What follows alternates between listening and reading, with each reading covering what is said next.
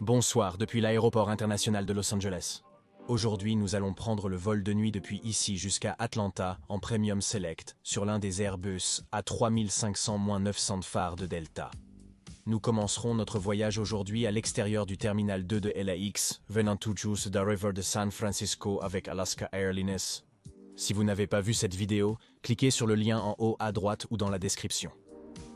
Il se fait assez tard ici à Los Angeles, mais l'aéroport est toujours aussi animé, avec des passagers qui arrivent et partent tout autour de nous. Delta dessert les terminaux 2 et 3 ici à LAX. Cependant, notre vol de ce soir, Delta 367, partira de la porte 25A du terminal 2. Je n'étais pas sûr de l'affluence à l'aéroport ce soir, et compte tenu des retards sur mon vol précédent vers LA, j'ai fait l'enregistrement en ligne pour garantir que tout serait prêt. Le terminal était calme, et en allant vers la sécurité, il n'y avait personne dans notre vol préliminaire. Delta a effectué de nombreux contrôles de sécurité, rendant mes efforts pour gagner du temps inutile.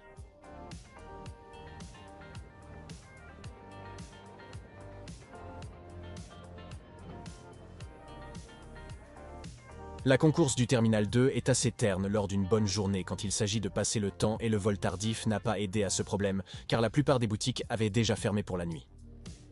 Le Delta Sky Club, situé au 4e étage du Terminal 2, a cessé d'offrir des passes uniques, et le vol est prévu pour 2018.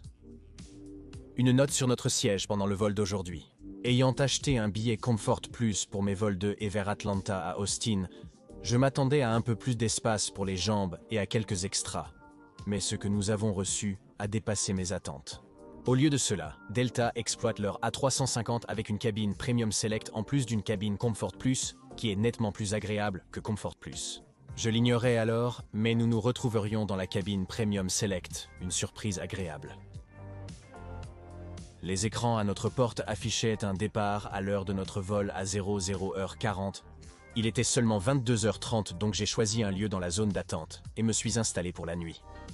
Selon le radar de vol, le vol Delta 383 est à l'heure et à environ 23 minutes de l'arrivée.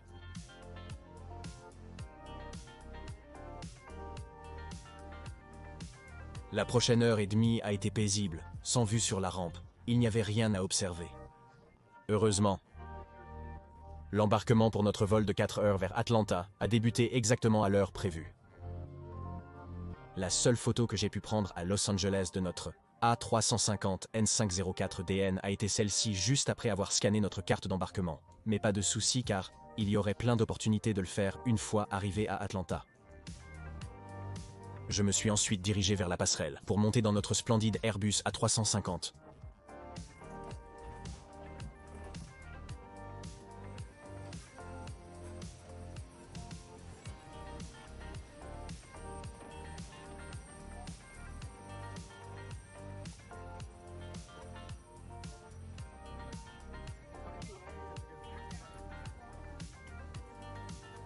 Nous sommes aujourd'hui au siège 22, un siège fenêtre de la cabine Comfort Plus de Delta, du moins, je le pensais. J'ai confondu un siège Comfort Plus avec un siège dans la cabine Premium Select de Delta. Le siège a une configuration à double et simple étage. Nous analyserons plus tard le siège avec Delta car l'équipage a rapidement fermé la porte et nous nous sommes éloignés de la porte. En route pour le départ, regardons quelques statistiques de notre avion. Nous emmenons à Atlanta aujourd'hui est le November 504 Delta. November l'un des Airbus A3500-900 phares de Delta, livré à Delta en novembre 2017. Chaque A359 Suns est alimenté par deux moteurs, Rolls-Royce Trent XWB, produisant un maximum de 84 200 livres de poussée pour une poussée combinée incroyable de 168 400 livres. Le modèle Dash 900 a une longueur totale de 219 pieds et 2 pouces et une envergure de 212 pieds, 5 pouces avec un angle de balayage de 30 et 1,9 degrés. Chaque A350-900 a une portée maximale de 8500 milles nautiques, une vitesse maximale de 1000 milles, une vitesse de croisière de 590 mph, soit Mach 89, et une altitude de 43 500 pieds. Delta exploite leur A350 en deux configurations, le 359 et le 35L. November 504 Delta. November est de l'ancienne disposition et a un total de 306 sièges avec 32 suites. Delta Wim 36 sièges, Premium Select, 32 sièges, Comfort Plus et 190 sièges en cabine principale. En atteignant la fin de la piste 25R, pensez à vous abonner. Abonnez-vous gratuitement pour soutenir la chaîne et activez la cloche pour ne manquer aucune vidéo. Alignés en bout de piste, nous avons rapidement obtenu l'autorisation de décoller pour notre vol de 4 heures vers Atlanta.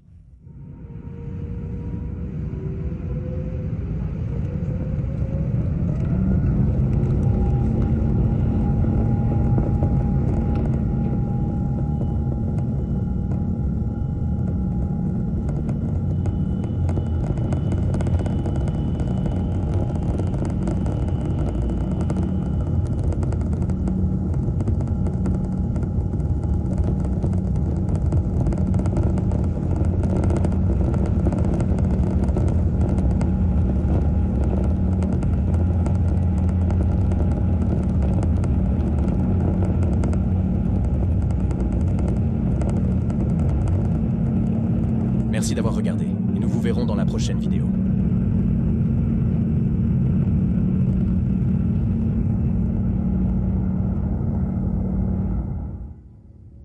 Nous avons quitté le sol, grimpé au-dessus de l'océan Pacifique et commencé la traversée transcontinentale.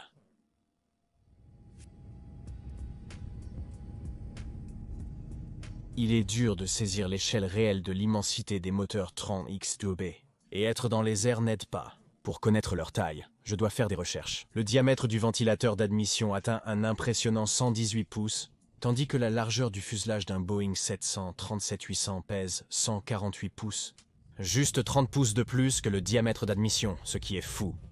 En incluant le capot moteur, l'écart de taille se réduit encore plus, bien que je ne puisse trouver aucune spécificité sur la taille totale du Tran X2B. Passons de l'extérieur à l'intérieur pour examiner ces impressionnants sièges Premium Select. Siège Premium Select offre 38 pouces d'espace pour les jambes et 18,5 pouces de largeur. La poche du dossier est suffisamment large pour contenir de nombreux effets personnels. Il faut noter que le dossier du siège ne contient pas de plateau, mais la carte d'information de sécurité et le sac à vomir. Les sièges Premium Select ont des écrans divertissement plus grands et pivotants pour un angle de vision optimal. Chaque rangée a des lumières et aération standard, comme prévu.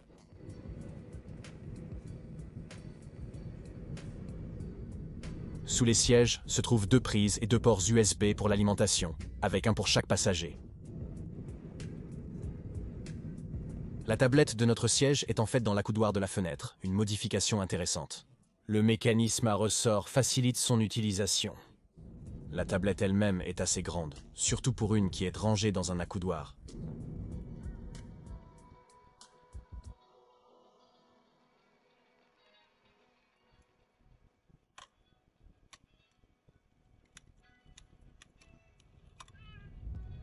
Siège Premium Select, siège Premium Select, siège Premium Select, siège Premium Select.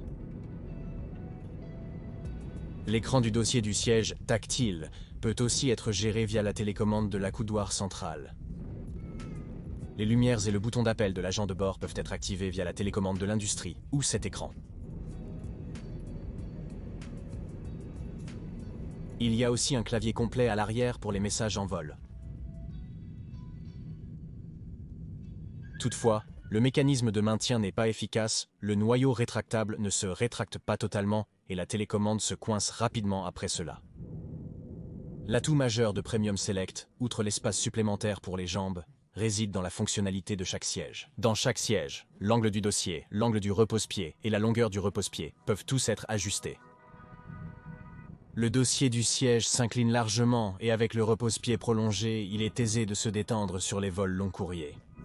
Montrer toute la personnalisation du siège est ardu, mais le site web de Delta présente d'excellents rendus illustrant leur capacité réelle.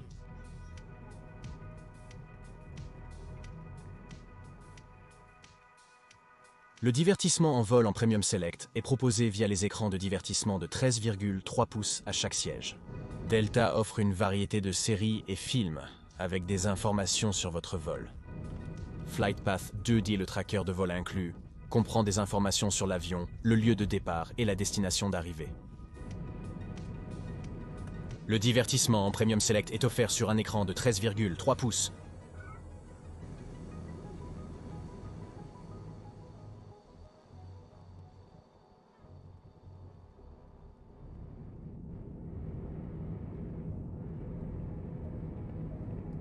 Malgré notre départ à minuit, la ville de Ella était aussi animée que toujours, avec les rues illuminées, s'étendant à perte de vue.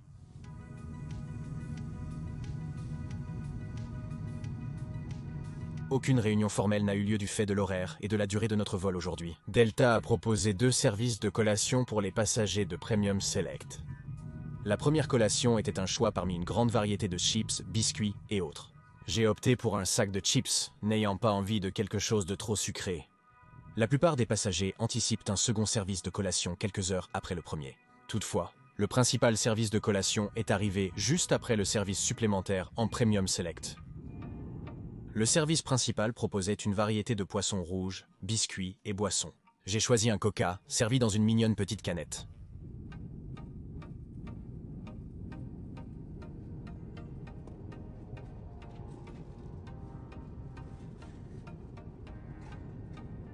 On peut voir à quel point ces services étaient vraiment rapprochés, car je n'ai même pas eu le temps d'ouvrir mes chips du premier service.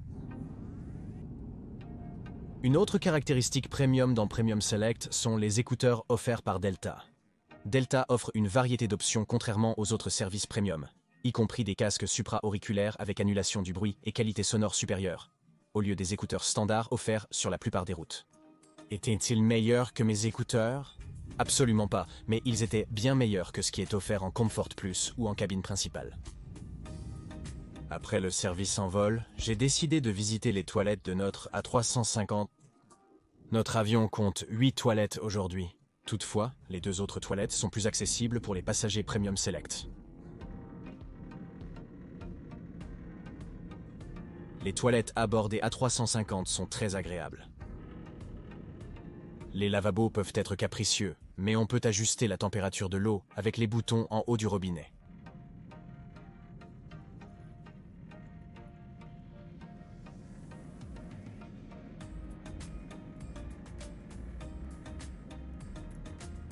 Le savon est plein et les produits en papier sont bien approvisionnés. Les bouches d'aération sur l'A350 sont un ajout intéressant.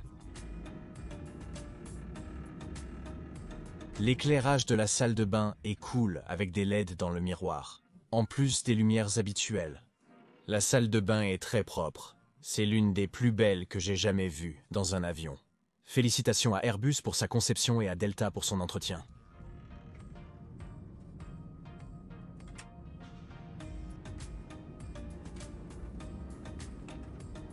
Oh, et nous ne résistons pas à regarder les suites Delta One pendant notre visite.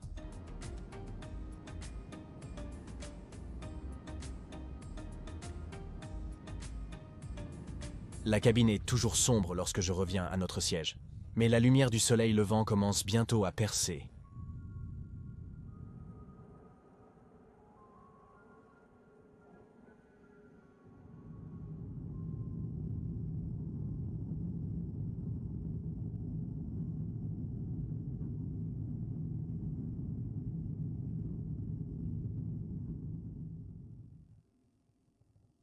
Au lever du soleil, nous avons entamé notre descente vers la région d'Atlanta. Le lever du soleil au loin a illuminé le ciel d'un orange profond, créant ce qui doit être l'une des plus belles arrivées que j'ai jamais vécues.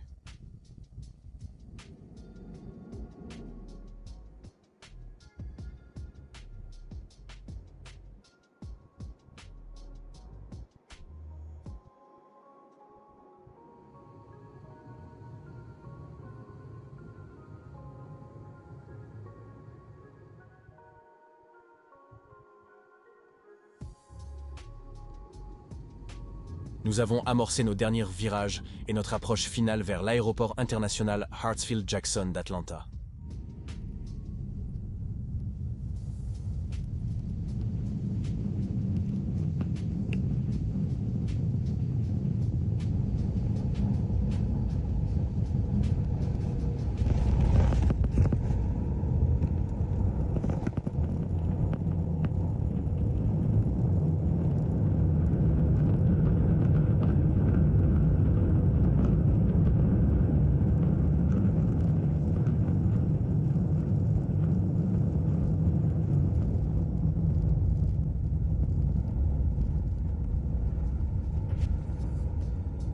Nous avons roulé autour de la porte 18 du terminal E et pouvons débarquer à Atlanta.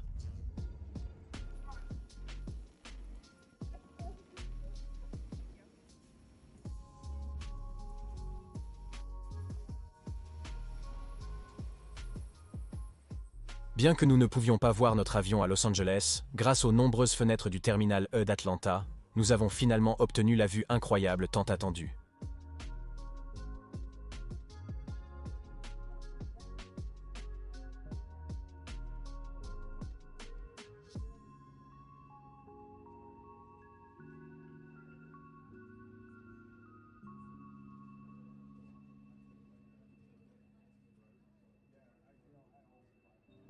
J'adore absolument le Boeing 787, mais je dois dire que l'A350 est maintenant en deuxième position pour cette première place après cette expérience seule.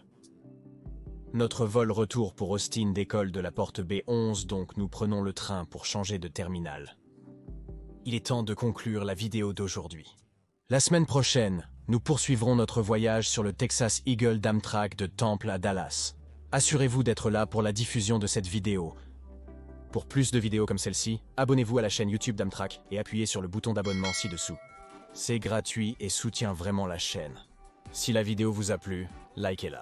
Plus vous aimez mon contenu, plus nous pouvons le diffuser à d'autres spectateurs et organiser plus de voyages à l'avenir.